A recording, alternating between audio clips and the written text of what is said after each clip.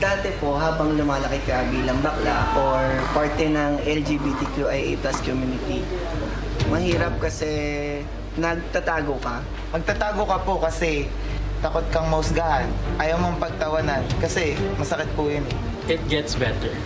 Na-realize po namin na may mga katulad po kami na nagiging pamilya na rin po namin. Na-realize po namin na yung tinatago po naming kilos, marami po pala siyang mapapabilib at mapapasaya. Kayo ay deserving na